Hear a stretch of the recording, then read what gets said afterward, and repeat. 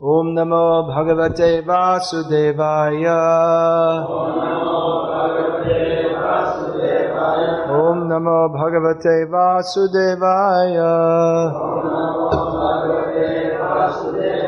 Om Namo Bhagavate Vasudevaya.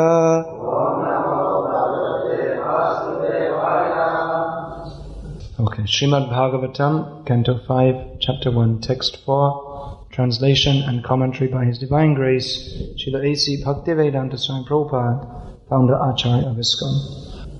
Sangshayo yang mahan brahman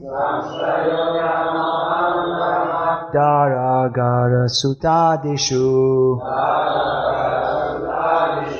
Saktasya yat siddhir abhut Krishne cha matirachyuta Krishne chamatihi means attachment to Krishna or Krishna consciousness. The opposite of that is consciousness of sense gratification. There's either Krishna consciousness or consciousness of sense gratification. Consciousness of sense gratification manifests in many, many varieties. There is gross sense gratification in the form of gross desires for sex enjoyment, power, dominating over others, the desire to travel here and there and enjoy different situations for sense gratification, to enjoy music and dancing. There are more subtle forms of sense gratification also. To do good for others and enjoy being considered a good person, to enjoy the praise of being considered a moral person, to become a hero for the fatherland and be praised by others, to enjoy family life, enjoy that the children look up to the father as God. The young children, they think that the father, there's no greater person. They rely on him completely. Depend. So the father has the feeling that I am the maintainer of my family. I am the controller of my family. I am the best friend of my family. That's also a kind of sense gratification. Because Krishna is the supreme enjoyer, controller, and proprietor. Who knows a verse, famous verse from Bhagavad-gita that states this? You can say? Bhoktaram.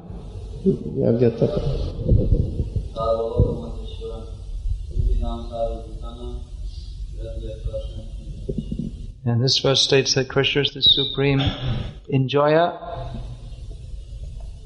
proprietor, and friend of all. But in family life, one takes that position that I am the great friend, proprietor and controller of my family. And this may expand as one increases his social contacts, so that he may become the president of the country. Then he considers himself the supreme friend, controller and proprietor of the whole country. Another kind of sense gratification is to desire to enjoy comfortable life or to take pleasure in sleeping. I find life is better when you're asleep, especially during Bhagavatam class, that life is very harsh. Now, these are all different kinds of sense gratification. And although they may be considered worthy goals by materialistic people, to become rich, to enjoy life, to sleep peacefully as long as possible, these are all antithetical to the development of Krishna consciousness. Krishna consciousness means giving up consciousness of sense gratification to the fullest extent, completely. We see that impersonalists, they also give up sense gratification. They give up gross sense gratification. At least the traditional impersonalists. The Mayavad sannyasis are very strict.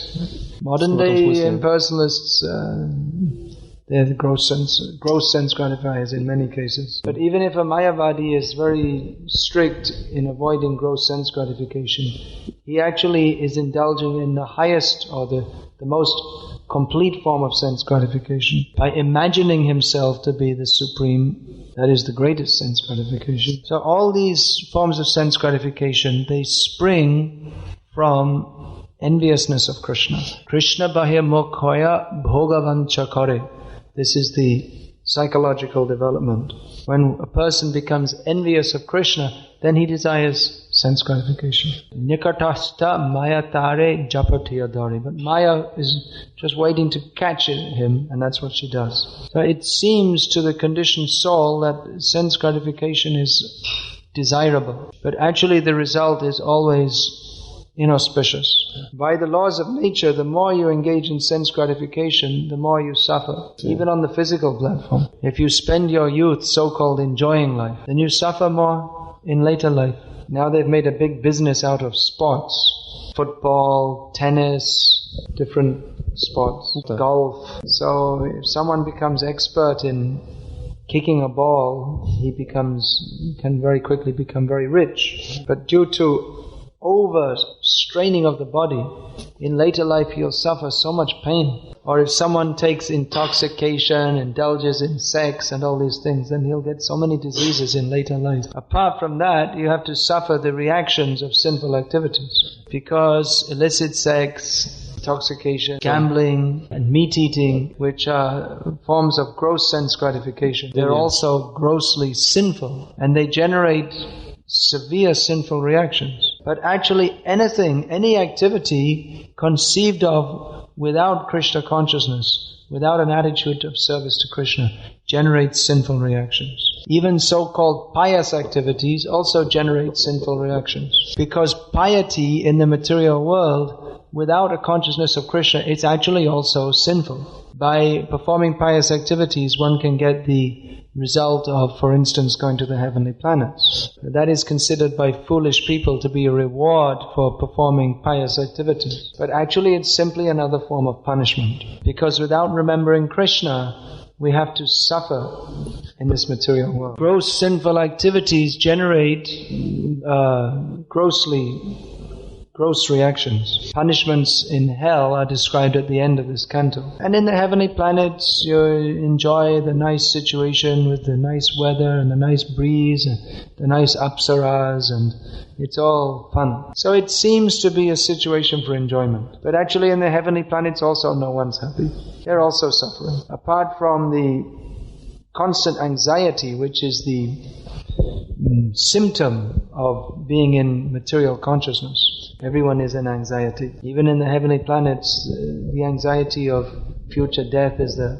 Just as here, it's not that people are thinking about it all the time, but it's always in the back of their minds. Then in the heavenly planets, they're enjoying, but they're always afraid, when will the demons come and attack us? And just like on this planet, they have the anxiety thinking, what are others thinking about me? We saw yesterday at the beach, everyone very seriously in Maya. And those young men who had bodies like oxes, they were showing them off. Ox means like a bull. Buffalo or something like this. And the young girls with their pretty bodies were showing them off. But there were also the fat, misshapen ones and the skinny ones. Suffering. Why wasn't I born beautiful? So everyone's in anxiety thinking, like, what are others thinking of me? And all the young men have to smoke cigarettes just to show that they're very tough. Strong, masculine. But even the beautiful young women, there's their anxiety that after some time I'm going to be like the older women, all crumpled up. So like that in the heavenly planets, that's also there. A man is interested in a young girl, but she leads him on, come. Then when he comes close up, flicks him away. So like this, constant, because people are envious, they're causing anxiety for each other. So over and above this, there is the misery of not being Krishna conscious. Even if you feel you're happy, it's just minuscule happiness in comparison to the happiness of Krishna consciousness. Minuscule. Very small. So even if the impersonalists attain merging into impersonal Brahman, then they're also suffering because they're not Krishna conscious. They miss the bliss. So Parikshit Maharaj is seeing this point, that sense gratification and Krishna conscious, they are opposed to each other. Krishna conscious means Krishnendriya Priti Vancha, that one desires to satisfy the senses of Krishna. Atendriya, where is that?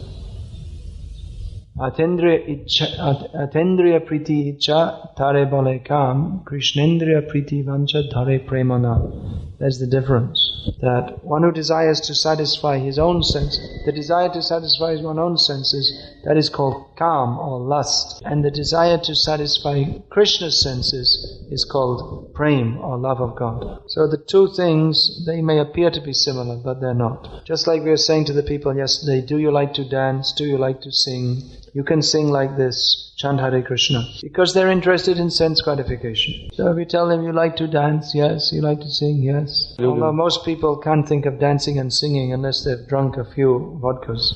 We offer Krishna consciousness to them as if it's just another form of sense gratification. But actually the fact is that anyone who becomes interested in Krishna consciousness, they lose interest in sense gratification. If we tell people our principles, no meat eating, no gambling, no illicit sex, no intoxication, they become scared. Scared means? Afraid. They think that if we tell them to give up their sense gratification, then the very meaning of their lives will be lost. That without sense gratification, life will be horrible. However, those who take interest in Krishna consciousness, they automatically give up these things. We don't, actually, if someone's interested in Krishna consciousness, we explain to them philosophy and ask them to chant. We don't have to preach so much about don't eat meat and all these things, because automatically they'll get a taste for Krishna consciousness. They'll automatically give those things up.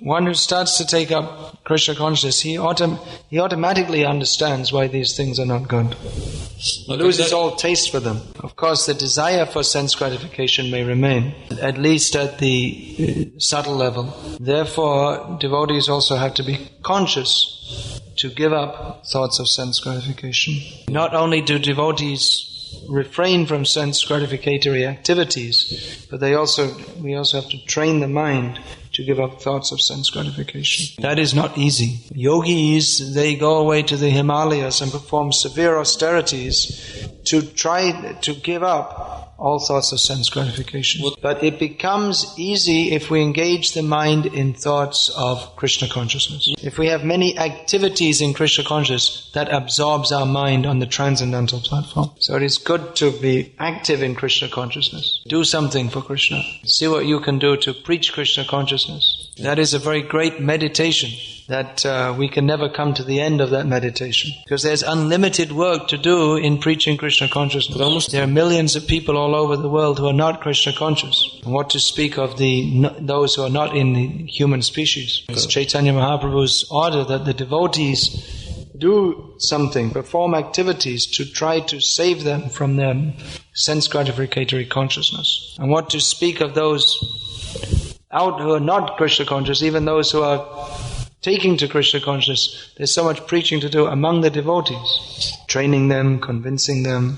So this is the best meditation for overcoming sense gratificatory tendencies. Not only meditating, but practically acting also. Just like I was asking the devotees yesterday that you should all distribute at least one of Prabhupada's books every week. Who wasn't there last night when I asked everyone that? Okay, well everyone else promised to distribute at least one of Prabhupada's books a week, so why don't you also all promise? And all those who promised in front of the sacred river Volga can now promise in front of the sacred deities of Gornitai, which is more sacred than the river Volga. So there's something to do. Keep out of trouble. Sense gratification means problem. You can distribute Prabhupada's books, at least one a week, at least. If you can distribute more, that's better. If you get the taste for that, then you'll find there are so many activities in preaching Krishna consciousness. Actually, we want that the whole world will be Krishna conscious. We've got a lot of work to do. Do most of the people in Samara now know about Hare Krishna? They all know? They all know we have a center here. Are they all going to come here today for the Sunday program? They'll be at the beach getting the lower taste. So this is the meditation of a devotee. How to deliver others. And actually it's most enlivening. If you're always thinking how to preach Krishna consciousness, thoughts of sense gratification become most insignificant in comparison. So preaching Krishna consciousness, that is the sadhana also. Sadhana means that which purifies us. So if we try to preach and purify others, we also become purified. Just like after you finish prasad, you wash your plate, right, under the running tap. So while you're washing the plate, your hand automatically becomes washed. Of course, you still have to do to get all the little bits, you still have to wash your hands separately afterwards. But the point is there that by performing activities to purify others, we also become purified. And just like we have to wash the little bits, still we have to wash our hands, still we have to perform our sadhana of hearing and chanting about Krishna. But this preaching is a quick way to become advanced. Srila Prabhupada has written that preaching is the easy way to understand the Supreme Personality of Godhead. So why don't we all do that to our fullest capacity? Give up thoughts of sense gratification. And in this way, very easily, happily become absorbed in thoughts of Krishna. This way we'll become happy, and others who we preach to will also become happy. This way the ocean of nectar increases. Anandam buddhi vardhanam. See what you can do. Distribute at least one book a week, and also see if you can make people devotees. Preach to them personally, convince them. Give them prasadam. Everyone likes prasadam unless they're a complete rakshasa. Most people are not complete rakshasas. So even if they're not interested in the holy name, they're not interested in the philosophy, most people are interested in something nice to eat. Somehow or other try to bring people to Krishna. If you can inspire someone to start chanting Hare Krishna, that is a very great victory. So we should, at least one book a week, at least one devotee a year, minimum. Try and make devotees. You can start in your own home. If that doesn't work, try the next house next door. Try and get people to chant Hare Krishna. Krishna will be pleased. Hare Krishna. Any questions? It's similar actually. People like to sleep because their life is so miserable. People think, now Sunday I'm free from work so I can sleep up till 11 o'clock. How wonderful. So that means that their life is miserable if they like to sleep more. So similarly, impersonalists think material life is so miserable. Let me merge in the impersonal Brahman. So it's the same attitude, escapism. The desire to be free from material life without engaging in Krishna's service. The desire to become one with God is another kind of dream. The materialist is dreaming of enjoying this material world, and the impersonalist is dreaming of becoming one with God. You see, with this dream, in the dream you feel your situation to be real. But when you wake up, you think, oh, that was just a dream. That wasn't real. Now I'm back to reality. But while you're dreaming, you are considering that completely real. And when you wake up, you consider it real. So what's the difference? The experience of reality is there in both situations. But you consider the dream at night to be unreal because it's temporary. You wake up and it's finished. But this material situation is also temporary. It just lasts longer, therefore we consider it to be real. But after a few years, this body and the whole situation surrounding it will also be finished. So we're still dreaming when we wake up. At night you may be dreaming, I'm a king, I'm riding on a chariot, and you wake up and think, oh, that was just a dream. Here I am, I'm in reality again. Here I am, Ivan Sergeyevich, in my home, with my car, and my business, and my family, and the fatherland. So this is reality. But after some time, that also breaks, this dream breaks. And you go to another dream, another body. So anything outside of Krishna consciousness is just a dreamlike existence. Clear?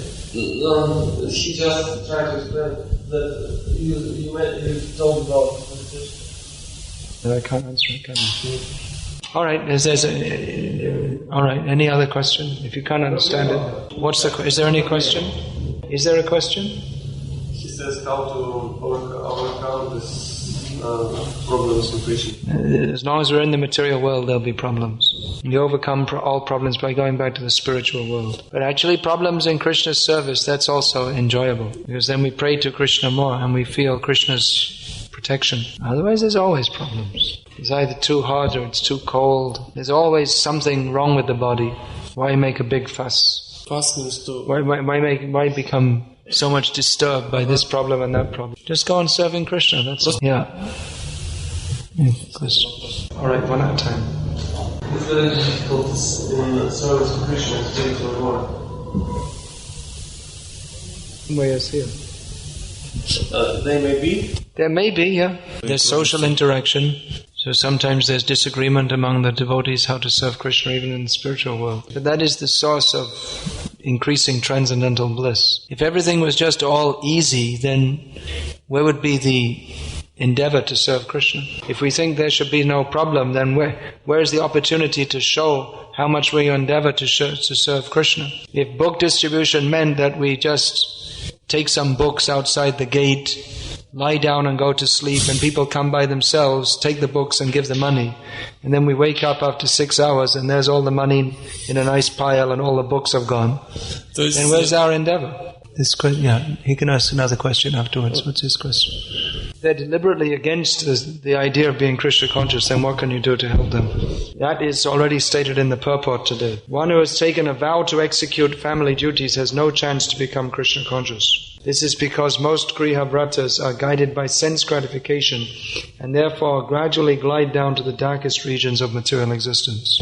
Is it written here? Yeah, it's right in the purport. If someone's determined not to be Krishna conscious, then what can you do to help them? Even then you can give them prasadam. Prasadam, Rath Yatra, festivals like this. Even people who are not interested in this philosophy can become attracted in these ways. There's just some examples. There's so many festivals. Another question? It gives us independence. Either we can love him or not love him. That much independence he gives us. If we didn't have that independence, then actually there couldn't be love. Because love means the voluntary desire to serve someone else, to be attached to someone else. So that voluntary, that independence presupposes that some people will misuse that independence.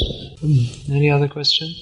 In the material world, you remain attached to the material world. Even if you perform pious activity, that I was explaining in the lecture, you have to take the result of that pious activity, which is also a cause of suffering in a less gross way. Another thing is that due to the interaction of the modes of material nature, those who desire subtle sense gratification will in course of time desire also gross sense gratification, unless they become purified by the process of Krishna consciousness. To purify our desires. That's also a cause of anxiety and suffering, even in the heavenly planets.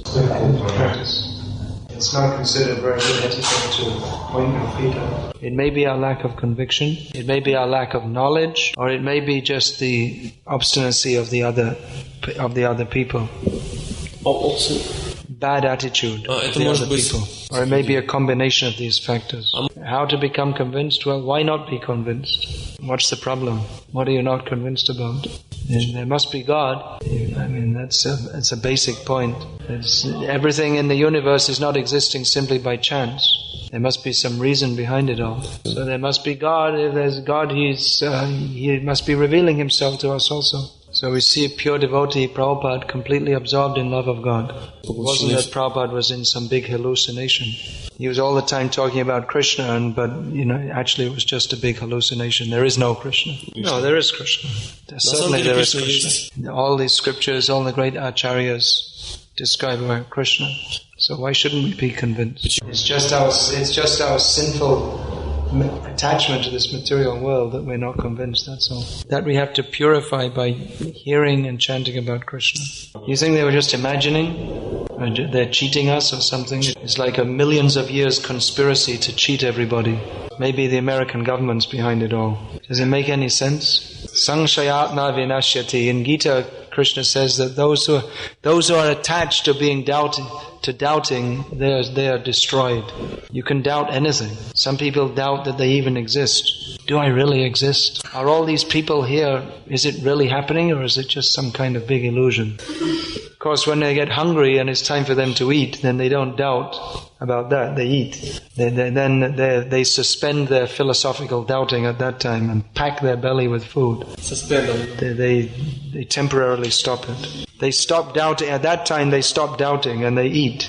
They don't sit there and think, well, should I eat or shouldn't, or is this food really here? Is Gauri going now? Haribol? You going now? No, they are going for marketplace. Okay. Marketplace. All right, because there's a letter. She will return. Okay.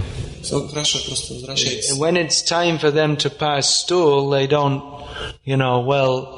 do I really exist, or do I really have to pass stool, or they just have to go. They don't make a big philosophy, should I go to the toilet or not, and then pass in their pants. And they're sitting with stool in their pants and thinking, well, is the stool really in my pants or not? Of course, they might do that, but then, they'll be carted off to the lunatic asylum, mental home, psychiatric ward. I don't know what is it, mental... Where the crazy people go, crazy house. They're standing there with stool in their pants, wondering, is there really stool in my pants or not, or is it just my imagination? And they take him to this... And they take him to the crazy house. And he's in the crazy house thinking, well, this doesn't really exist. The point is, you have to believe in something. Something's real, right? So Krishna is the supreme reality. Doubt is all right, but ultimately you have to accept that something exists. You have to accept something as reality. Even if you doubt so many things, but you accept, at the time of eating, you accept that this is real. So what is the ultimate reality? That is Krishna. That is, if you want to go through the whole philosophical process, you'll find the ultimate reality is Krishna. And if you don't have a better answer for what the ultimate reality is, then just accept Krishna, that's all. If you want to argue, we can argue. If you want to argue, if you don't accept Krishna as the ultimate reality, then we can discuss. What do you accept as the ultimate reality? Michael Jackson? No? Yourself? You are the supreme absolute truth? No. Then who or what is the supreme absolute truth? You don't know. But there are those who know. Vyasadeva knows. Prabhupada knows. They're explaining that. Why don't you accept it? What's the problem? Just like you may doubt so many things, but when the time comes to pass stool, you have to go and pass. So you're controlled. You don't want to die, but you have to die. You are controlled. Today it may be a very hot day, or there may be some rain and it becomes cold. And whether it's hot or cold, you just have to accept it. You're controlled. So just accept that we are controlled. Then you find out, why are we controlled? Who is controlling? That is Krishna. Otherwise what? Who is controlling if not Krishna? I have a faith that Krishna exists. Alright, well increase that faith. Increase that faith by studying Prabhupada's books. Next question. He's asking why our temple is called New Shri Sangam. I don't know why he has asked you. Actually it was Rashmi Prabhu who called this temple New Shri Sangam. He asked me why it's called New Shri Sangam. Srivasangan is a very sacred place. Sacred or sacred?